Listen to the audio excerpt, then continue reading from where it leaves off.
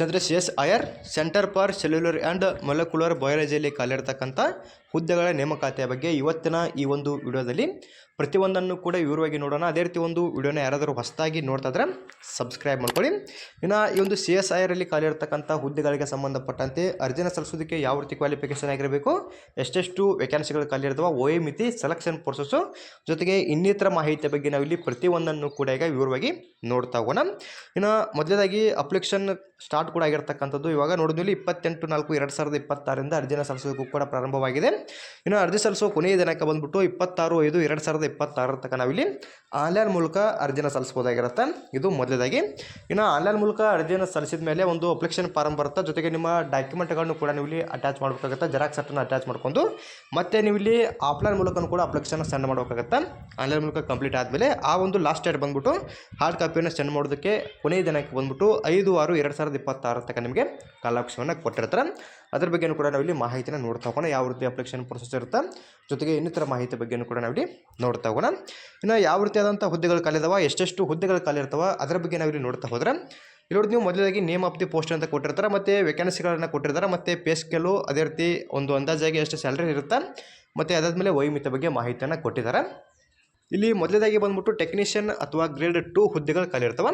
ಇದು ಮೊದಲೇದಾಗಿ ಈ ಒಂದು ಹುದ್ದೆಗಳಿಗೆ ಸಂಬಂಧಪಟ್ಟಂತೆ ಟೋಟಲ್ ಆಗಿ 23 ಹುದ್ದೆಗಳು ಖಾಲಿ ಇರ್ತವೆ. ಇನ್ನು ಇಲ್ಲಿ ಲೆವೆಲ್ 2 ಅಲ್ಲಿ ಸ್ಯಾಲ್ರಿ ಸಿಗುತ್ತೆ. ಇನ್ನು ಅಂದಾಜಾಗಿ ಎಷ್ಟು ಬರುತ್ತೆ ಅಂದರೆ ಸ್ಯಾಲ್ರಿ 39,970 ರೂಪಾಯಿ ತನಕ ಒಂದು ಅಂದಾಜಾಗಿ ಸ್ಯಾಲ್ರಿಯನ್ನು ಕೂಡ ಬರ್ತಕ್ಕಂಥದ್ದು. ಇನ್ನು ವಯೋಮಿತಿ ಬಂದ್ಬಿಟ್ಟು ಟೆಕ್ನಿಷಿಯನ್ ಹುದ್ದೆಗಳಿಗೆ ಸಂಬಂಧಪಟ್ಟಂತೆ ಇಲ್ಲಿ ನೀವು 28 ವರ್ಷದ ಒಳಗಡೆ ಇರತಕ್ಕಂಥವ್ರು ಅಪ್ಲಿಕೇಶನ್ನ ಹಾಕ್ಬೋದಾಗಿರುತ್ತೆ. ಇದು ಗರಿಷ್ಠ ವಯೋಮಿತಿ ಆಗಿರುತ್ತೆ. ಇನ್ನು ಡ್ರೈವರ್ ಹುದ್ದೆಗಳು ಕೂಡ ಖಾಲಿ ಇರ್ತವೆ. ಡ್ರೈವರ್ ಹುದ್ದೆಗಳಿಗೆ ಸಂಬಂಧಪಟ್ಟಂತೆ ಅಂದರೆ ಟೋಟಲಾಗಿ ಒಂದು ಹುದ್ದೆ ಮಾತ್ರ ಖಾಲಿ ಇರುತ್ತೆ.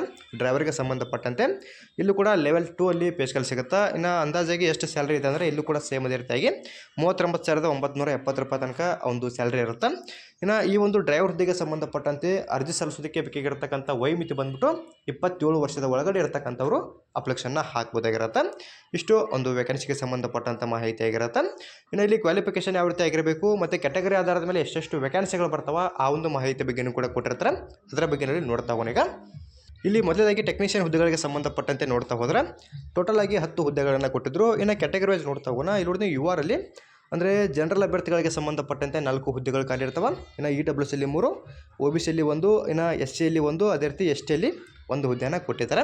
ಇನ್ನು ಕ್ವಾಲಿಫಿಕೇಷನ್ ಯಾವ ರೀತಿ ಆಗಿರ್ಬೇಕಂತ ನೋಡ್ತಾ ಹೋದ್ರೆ ಈ ಒಂದು ಹುದ್ದೆಗಳಿಗೆ ಸಂಬಂಧಪಟ್ಟಂತೆ ಮೊದಲಾಗಿ ಇಲ್ಲಿ 10ನೇ ತರಗತಿ ಪಾಸ್ ಆಗಿರಬೇಕಾಗತ್ತೆ. ಇದು ಮೊದಲಾಗಿ. ಮತ್ತು ಇದರ ಜೊತೆಗೇ ITI ಕೂಡ ಆಗಿರಬೇಕಾಗತ್ತೆ. ITIದಲ್ಲಿ ನಿಮ್ಮದು 55% ನೀವು ಇಲ್ಲಿ ಒಂದು ಟ್ರೇಡನ್ನು ಕಂಪ್ಲೀಟ್ ಮಾಡಿರಬೇಕಾಗುತ್ತೆ. ಯಾವ ಒಂದು ಟ್ರೇಡ್ ಅಂದರೆ ಲ್ಯಾಬೊರೇಟರಿ ಅಸಿಸ್ಟೆಂಟ್ ಅಂತಕ್ಕಂಥ ಒಂದು ಟ್ರೇಡನ್ನು ನೀವು ಇಲ್ಲಿ ಕಂಪ್ಲೀಟ್ ಮಾಡಿರಬೇಕಾಗುತ್ತೆ. ಮಾಡಿರ್ತಕ್ಕಂಥವ್ರು ಈ ಒಂದು ಹುದ್ದೆಗಳಿಗೆ ಸಂಬಂಧಪಟ್ಟಂತೆ ಅರ್ಜಿನ ಸಲ್ಲಿಸ್ಬೋದಾಗಿರುತ್ತೆ. ಅಥವಾ ಅಂದರೆ ಈ ಒಂದು ಕ್ವಾಲಿಫಿಕೇಷನ್ ನಿಮ್ದು ಆಗದಲ್ಲಿ ಕೆಳಗಡೆ ಮತ್ತೊಂದು ಕ್ವಾಲಿಫಿಕೇಷನ್ನು ಕೂಡ ಕೊಟ್ಟಿದ್ದಾರೆ. ಇಲ್ಲಿ ಯಾವ ರೀತಿ ಕ್ವಾಲಿಫಿಕೇಷನ್ ಇದೆ ಅಂದರೆ ಇಲ್ಲೂ ಕೂಡ ಮೊದಲಾಗಿ 10th ಪಾಸ್ ಆಗಿರಬೇಕು ಸೈನ್ಸ್ ಸಬ್ಜೆಕ್ಟ್ ಒಂದಿಗೆ. ಇಲ್ಲಿ ಜೊತೆಗೆ 55% ಜೊತೆಗೆ ನಿಮ್ಮದು 2 ವರ್ಷಗಳ ಕಾಲ ಫುಲ್ ಟೈಮ್ ಎಕ್ಸ್ಪೀರಿಯನ್ಸು ಕೂಡ ಆಗಿರಬೇಕಾಗುತ್ತೆ. ಅಪ್ರೆಂಟಿಸ್ ಟ್ರೈನಿ ಆಗಿದ್ದರೂ ಕೂಡ ನೀವು ಇಲ್ಲಿ ಅಪ್ಲಿಕೇಶನ್ನ ಹಾಕ್ಬೋದಾಗಿರುತ್ತೆ. ಇದು ಒಂದು ಕ್ವಾಲಿಫಿಕೇಷನ್ ಆಗಿರುತ್ತೆ. ಈ ಒಂದು ಕ್ವಾಲಿಫಿಕೇಷನ್ ಕೂಡ ಆಗದಲ್ಲಿ ಕೆಳಗಡೆ ಮತ್ತೊಂದು ಕ್ವಾಲಿಫಿಕೇಷನ್ ಕೂಡ ಕೊಟ್ಟಿರ್ತಾರೆ. ಇಲ್ಲಿ ಯಾವ ರೀತಿ ಕ್ವಾಲಿಫಿಕೇಷನ್ ಇದೆ ಅಂದರೆ ಇಲ್ಲೂ ಕೂಡ ಮೊದಲಾಗಿ 10th ಪಾಸ್ ಆಗಿರಬೇಕು ಸೈನ್ಸ್ ಸಬ್ಜೆಕ್ಟ್ ಒಂದಿಗೆ. ಇನ್ನು ಇದಾದಮೇಲೆ 55% ಜೊತೆಗೆ ನಿಮ್ಮಲ್ಲಿ 3 ವರ್ಷಗಳ ಕಾಲ ವರ್ಕ್ ಎಕ್ಸ್ಪೀರಿಯನ್ಸ್ ಏನಾದರೂ ಆಗಿದ್ರೆ ಲ್ಯಾಬೊರೇಟರಿ ಅಸಿಸ್ಟೆಂಟ್ ಒಂದು ಟ್ರೇಡ್ ಅಥವಾ ಹುದ್ದೆಗೆ ಸಂಬಂಧಪಟ್ಟಂತೆ ನೀವು ಕೂಡ ಇಲ್ಲಿ ಅಪ್ಲಿಕೇಶನ್ನ ಹಾಕ್ಬೋದಾಗಿರುತ್ತೆ. ಕರೆಕ್ಟಾಗಿ ಚೆಕ್ ಮಾಡ್ಕೊಂಡು ಇಲ್ಲಿ ಕೊಟ್ಟಿರ್ತಕ್ಕಂಥ 3ರಲ್ಲಿ ಯಾವುದಾದ್ರೂ ಒಂದು ಕ್ವಾಲಿಫಿಕೇಷನ್ ಆಗಿದ್ದರೆ ಸಾಕು, ನೀವು ಟೆಕ್ನಿಷಿಯನ್ ಹುದ್ದೆಗಳಿಗೆ ಸಂಬಂಧಪಟ್ಟಂತೆ ಇಲ್ಲಿ ಅರ್ಜಿನ ಸಲ್ಲಿಸ್ಬೋದಾಗಿರುತ್ತೆ. ಇನ್ನು ಇದಾದಮೇಲೆ ಡ್ರೈವರ್ ಹುದ್ದೆಗೆ ಸಂಬಂಧಪಟ್ಟಂತೆ ನೋಡ್ತಾ ಹೋಗೋಣ. ಇಲ್ಲಿ ಅದಕ್ಕೂ ಮುಂಚೆ ಇಲ್ಲಿ ಟೆಕ್ನಿಷಿಯನ್ ಹುದ್ದೆಗಳಿಗೆ ಸಂಬಂಧಪಟ್ಟಂತೆ ಮತ್ತೊಂದು ಕ್ವಾಲಿಫಿಕೇಷನ್ ಕೂಡ ಕೊಟ್ಟಿದ್ದಾರೆ. ಯಾವ ರೀತಿ ಕ್ವಾಲಿಫಿಕೇಷನ್ ಇದೆ ಅಂದರೆ ಇಲ್ಲಿ ಯಾರ್ದೆಲ್ಲ ಕೋಪ ಆಗಿರುತ್ತಾ ಐಟಿಯಲ್ಲಿ ನೀವು ಕೂಡ ಅಪ್ಲಿಕೇಶನ್ನ ಹಾಕ್ಬೋದಾಗಿರುತ್ತೆ. 55% ಒಂದಿಗೆ ಪಾಸ್ ಆಗಿರಬೇಕಾಗತ್ತೆ. ಆಗಿರ್ತಕ್ಕಂಥವ್ರು ನೀವು ಕೂಡ ಈ ಒಂದು ಟೆಕ್ನಿಷಿಯನ್ ಹುದ್ದೆಗಳಿಗೆ ಸಂಬಂಧಪಟ್ಟಂತೆ ಅರ್ಜಿನ ಸಲ್ಲಿಸ್ಬೋದು. ಕೋಪ ಟ್ರೇಡ್ ಆಗಿರ್ತಕ್ಕಂಥವ್ರು NCVTನೇ ಆಗಿರಲಿ SCVTನೇ ಆಗಿರಲಿ ಒಟ್ಟಿನಲ್ಲಿ 55% ಜೊತೆಗೆ ನೀವು ಇಲ್ಲಿ ಪಾಸ್ ಆಗಿರಬೇಕಾಗುತ್ತೆ. ಕರೆಕ್ಟಾಗಿ ಚೆಕ್ ಮಾಡ್ಕೊಂಡು ನೀವು ಇಲ್ಲಿ ಅಪ್ಲಿಕೇಶನ್ನ ಹಾಕ್ಬೋದು.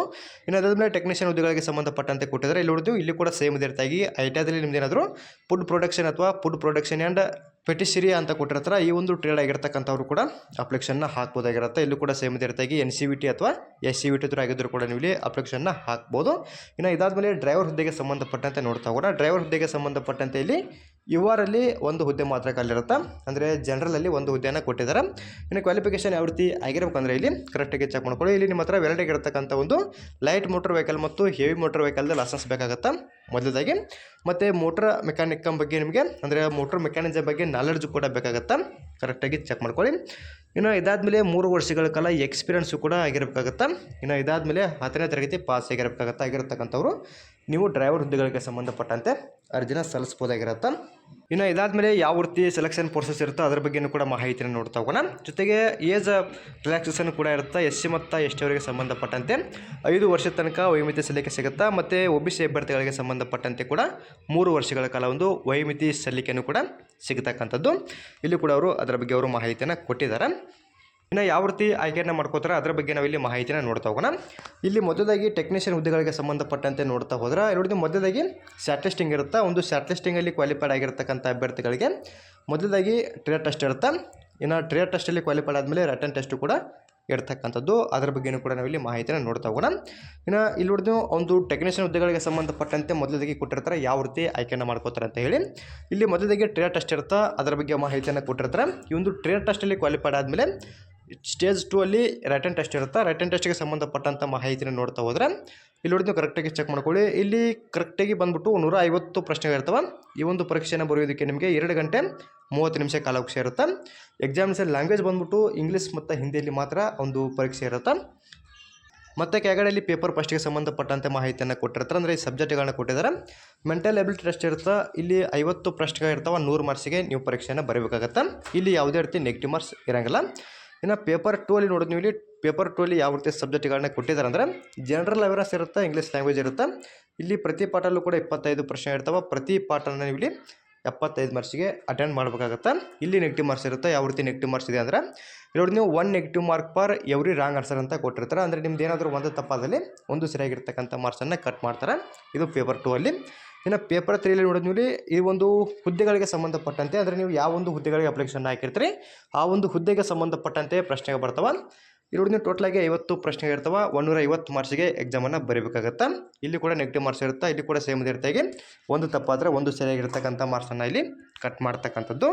ಇದು ಟೆಕ್ನಿಷಿಯನ್ ಹುದ್ದೆಗಳಿಗೆ ಸಂಬಂಧಪಟ್ಟಂತೆ ಕೊಟ್ಟಿದ್ದಾರೆ. ಇನ್ನು ಡ್ರೈವರ್ ಹುದ್ದೆಗಳಿಗೆ ಸಂಬಂಧಪಟ್ಟಂತೆ ಯಾವ ರೀತಿ ಆಯ್ಕೆನ ಮಾಡ್ಕೋತಾರೆ ಅದ್ರ ಬಗ್ಗೆ ನಾವು ಇಲ್ಲಿ ಮಾಹಿತಿಯನ್ನು ನೋಡ್ತಾ ಹೋದ್ರೆ ಇಲ್ಲಿ ಕೂಡ ಸೇಮ್ ಅದೇ ರೀತಿಯಾಗಿ ಮೊದಲಾಗಿ ಸ್ಕ್ರೀನಿಂಗ್ ಇರುತ್ತೆ. ಸ್ಕ್ರೀನಿಂಗಲ್ಲಿ ಕ್ವಾಲಿಫೈಡ್ ಆಗಿರ್ತಕ್ಕಂಥ ಅಭ್ಯರ್ಥಿಗಳಿಗೆ ಸಂಬಂಧಪಟ್ಟಂತೆ ಮೊದಲಾಗಿ ಸ್ಕಿಲ್ ಟೆಸ್ಟ್ ಇರುತ್ತೆ ಸ್ಟೇಜ್ ಫಸ್ಟಲ್ಲಿ, ಅದ್ರ ಬಗ್ಗೆಯೂ ಕೂಡ ಮಾಹಿತಿಯನ್ನು ಕೊಟ್ಟಿದ್ದಾರೆ. ಇನ್ನು ಸ್ಟೇಜ್ 2 ಅಲ್ಲಿ ಎಕ್ಸಾಮ್ ಇರುತ್ತೆ. ಒಂದು ಎಕ್ಸಾಮ್ಗೆ ಸಂಬಂಧಪಟ್ಟಂಥ ಮಾಹಿತಿನ ನೋಡ್ತಾ ಹೋದ್ರೆ ಇಲ್ಲಿ ಕೂಡ ಸೇಮ್ ಅದೇ ರೀತಿಯಾಗಿ ಇಂಗ್ಲೀಷ್ ಮತ್ತು ಹಿಂದಿಯಲ್ಲಿ ಪರೀಕ್ಷೆ ಇರುತ್ತೆ. ಇನ್ನು 100 ಪ್ರಶ್ನೆಗಳಿರ್ತವೆ. 90 ನಿಮಿಷದಲ್ಲಿ ನೀವು ಪರೀಕ್ಷೆಯನ್ನು ಬರೀಬೇಕಾಗತ್ತೆ.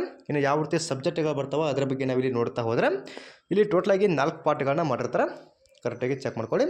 ಇಲ್ಲಿ ಜನರಲ್ ಇಂಟೆಲಿಜೆನ್ಸ್ ಇರುತ್ತೆ. 25 ಪ್ರಶ್ನೆಗಳಿರ್ತವೆ. 75 ಮಾರ್ಕ್ಸಿಗೆ ಎಕ್ಸಾಮನ್ನು ಬರೀಬೇಕಾಗತ್ತೆ. ಇಲ್ಲಿ ನೆಗೆಟಿವ್ ಮಾರ್ಕ್ಸ್ ಬಗ್ಗೆ ಕೊಟ್ಟಿದ್ದಾರೆ. ನೋಡೋದು ಇಲ್ಲಿ 1 negative mark per every wrong answer ಅಂತ ಕೊಟ್ಟಿರ್ತಾರೆ. ಅಂದರೆ ಒಂದು ತಪ್ಪಾದಲ್ಲಿ ಒಂದು ಸರಿಯಾಗಿರ್ತಕ್ಕಂಥ ಮಾರ್ಕ್ಸನ್ನು ಕಟ್ ಮಾಡ್ತಾರೆ. ಇನ್ನು ಕ್ವಾಂಟಿಟೇಟಿವ್ ಅಪ್ಟಿಟ್ಯೂಡ್ ಕೂಡ ಇರುತ್ತೆ. ಇಲ್ಲಿ ಕೂಡ 25 ಪ್ರಶ್ನೆ ಇರ್ತವೆ. 75 ಮಾರ್ಕ್ಸಿಗೆ ಎಕ್ಸಾಮನ್ನು ಬರೀಬೇಕಾಗತ್ತೆ. ಇನ್ನು ಜನರಲ್ ಅವೇರ್ನೆಸ್ ಇರುತ್ತೆ. ಇಲ್ಲಿ ಕೂಡ 25 ಪ್ರಶ್ನೆ ಇರ್ತವೆ. 75 ಮಾರ್ಕ್ಸಿಗೆ ಎಕ್ಸಾಮನ್ನು ಬರೀಬೇಕಾಗತ್ತೆ. ಇನ್ನು ಇಂಗ್ಲೀಷ್ ಲ್ಯಾಂಗ್ವೇಜ್ ಇರುತ್ತೆ. ಇಲ್ಲಿ ಕೂಡ 25 ಪ್ರಶ್ನೆಗಳು 75 ಮಾರ್ಕ್ಸಿಗೆ ಎಕ್ಸಾಮನ್ನು ಬರೀಬೇಕಾಗತ್ತೆ.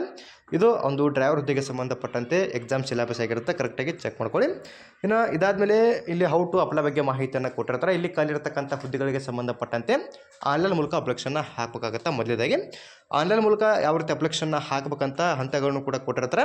ಇಲ್ಲಿ ಕರೆಕ್ಟಾಗಿ ಚೆಕ್ ಮಾಡ್ಕೊಳ್ಳಿ.